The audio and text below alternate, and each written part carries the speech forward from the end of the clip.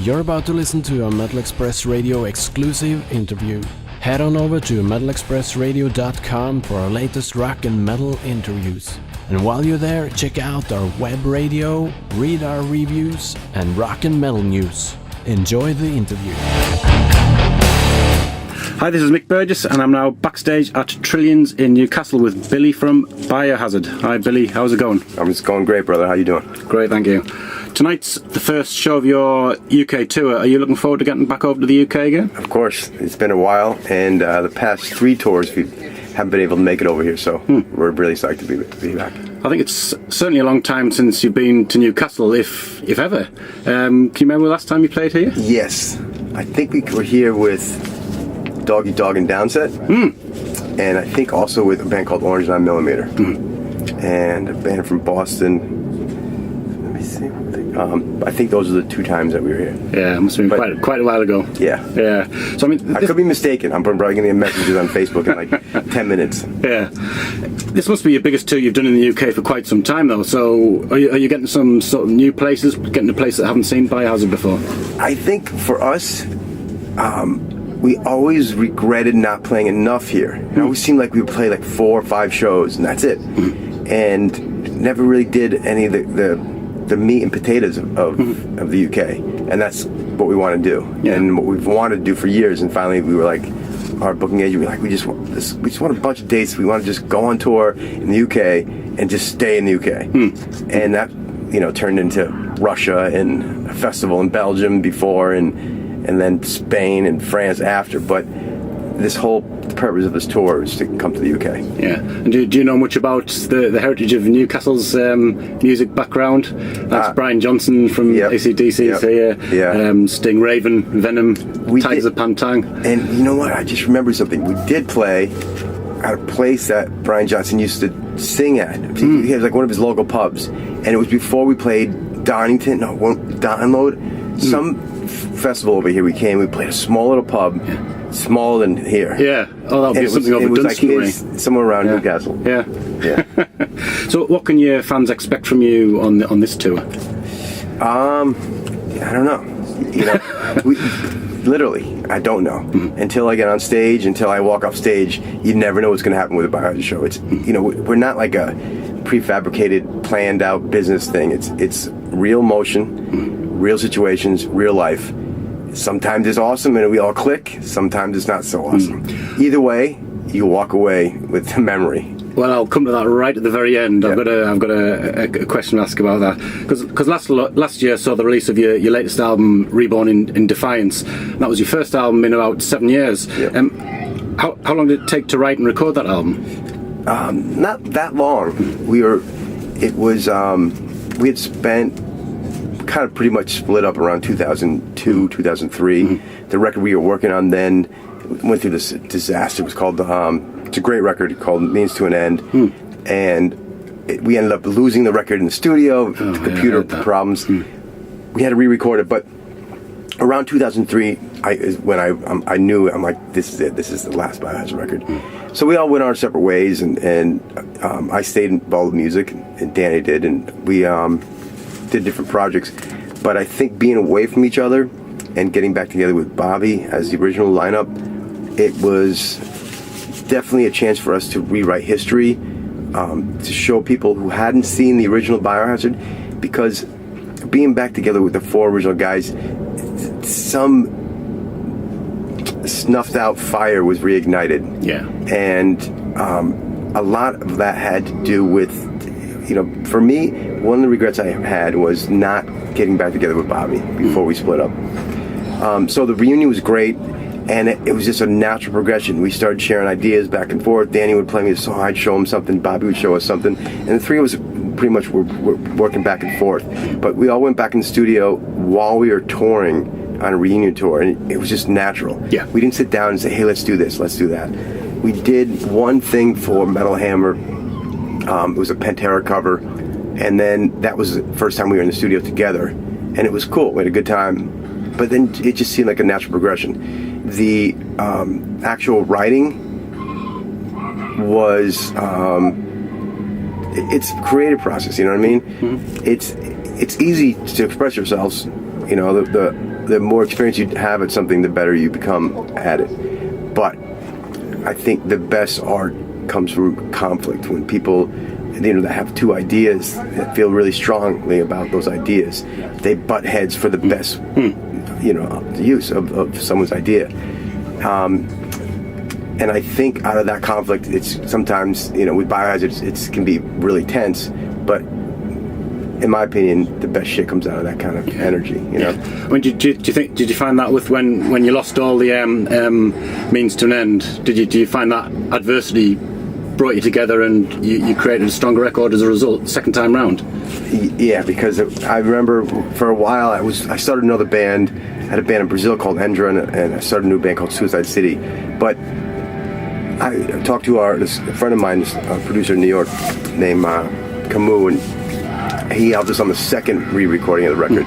But he told me that he's like, you really want to go out like that with Biohazard? You want to just kind of half-ass it? I'm like, no, man. He goes, well, then look at it, because I was really down once we lost the record. Yeah. And then we were just trying to get the our energy back up to re-record it. But it gave us a chance to throw out all the shit, the stuff that we didn't like about the record, and keep all the good stuff. And for me, that record, nobody knows about it. The record label at the time, which at this point I don't even remember, but it regardless, I choose not to say their name. But the record's a great record, and no one ever heard it.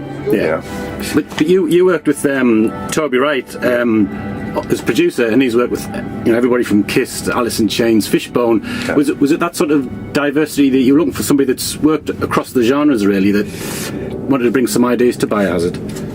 We never liked working with like the cliche metal or hardcore producers. We liked Biohazard we never fit in with anybody. We always chose to take our own path in our career. So even though I respect a lot of great guys who've done great records, like Zeus, for example, who's done a lot of Hatebreed stuff. But we're not Hatebreed. As much as I love Hatebreed, I don't want to sound like Hatebreed. No. We're Biohazard. So we always kind of chose to work with producers that kind of didn't work with a lot of bands that were similar to us. And Toby also was the first person that we let close into the writing process of the band. Toby was there since the beginning, not after the songs were written. So he was there in a room, didn't comment. He was a fly on the wall. Pretty much kind of kept us focused, and when we kind of got off the track what we were looking to do, he would be like, you really think that's the right move? You really like that? Come on, you could do better than that. And then we continue writing, and we'd be like, no, this we really like this. And we had a great time with Toby. Toby helped me grow as a fellow producer, as a musician, as a singer. He brought a lot out of me. I think he had a nightmare working with Evan, but we all enjoyed it. Danny and I, and you'd have to ask Evan about Toby, but the three of us loved working with him. Yeah. And he, there's one song on the record that Toby just didn't feel, and I was like, bro, it'll simmer, we'll get it. And I was working on ideas, at night. I'd go back to my studio. We were rehearsing in LA. And I'd go back to my place at night and work out some other ideas, and kept working these ideas out. And eventually we pulled the song together. But it was like it was almost going to get chucked off the record, and now it's one of the best songs on the record. Yeah, sometimes it just works out like that, doesn't it? The one that you think is going to be the throwaway track ends up being the lead track off the album. Yeah, happens so many times. Yeah, because Evan left soon after the recording was finished. So no, he left during the recording. Oh, did he? Yeah. Right. Yeah. Oh, so are you still on good terms? Do you sort of meet socially, or is it something that's water under the bridge? It's to each his own. He quit at the time. We were really bummed out and pissed and hurt and full of all this emotion. But now, I wish him well, and onwards to new things. Yeah, because we've got Scott Roberts in now, and this is his second stint with the band, because he was with you at the start of the 2000s, wasn't he? Yeah, and he actually was on Means to an End too, which is cool. So what does Scott bring to Biohazard? Heart and soul. That we were lacking it, but he enjoys doing what we do, like we all do. He loves being here, loves music. He's a music fan. He's not here for the fame and glory. He's here because he loves, rocking out. And he switched to bass, and he's doing the vocals as well. Yep. Yeah.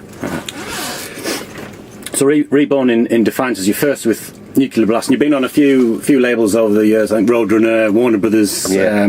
We have trouble staying faithful. Yeah. So what have Nuclear Blast brought to you that maybe you didn't have before? To me, it's just a truck with a different logo on it that brings your music to the people, your fans.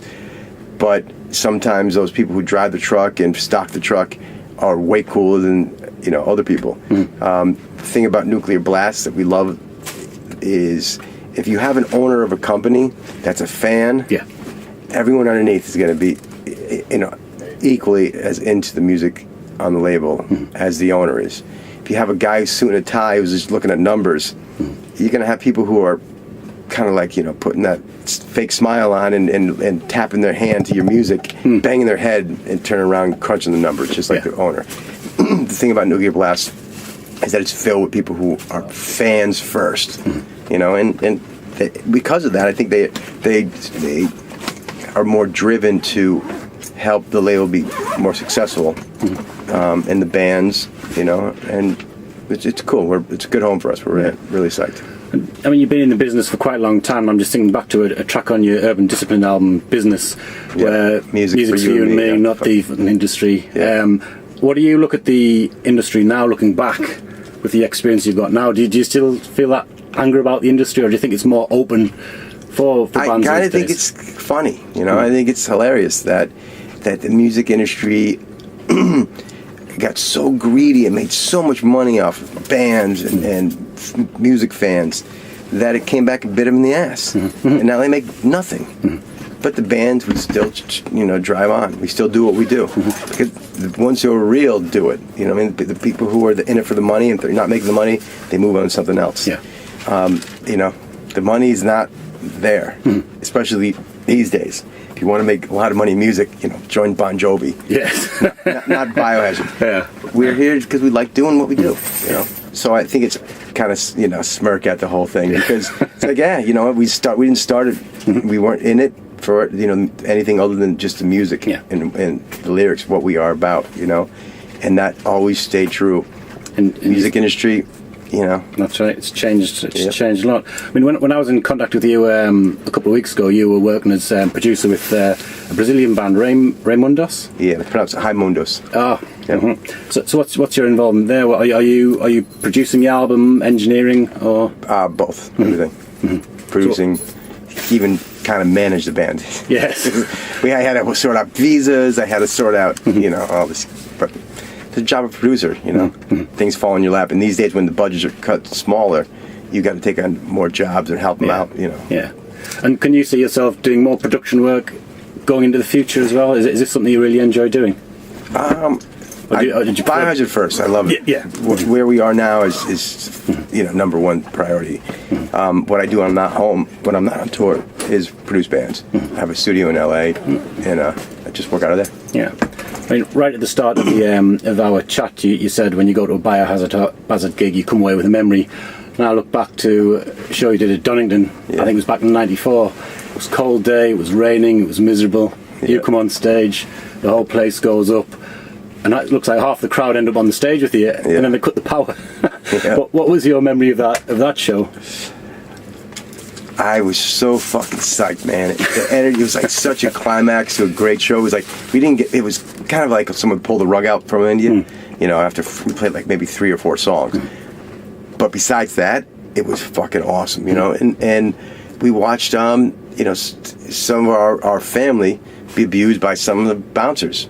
Right. And as a result, we gained a lot of respect because we stood up for our fans, and even the security respected that we stood up for them. But that tour was plagued with a lot of situations like that. I remember we're going back to Ireland for the first time since then. It was like 3 or 4 shows in a row all around that time of Donington where we just threw down with we looked down at the security guards punching somebody in the face. And it would set off a huge, domino effect, and the show would be canceled. But it's like, I think that comes from not just being on stage, but being a part of the scene, you know, being off stage and watching other bands and being part of the scene. Whether you're on stage or in front of the stage, you still consider yourself part of the same group. And when you see somebody abusing someone else in your so-called quote-unquote family, if someone's going to fuck with your brother, what are you going to do? You stop and take care of that, or try to stop it. And that's the only thing we've ever done. Yeah. Well, you must have done something right, because he asked you back again a couple of years later. So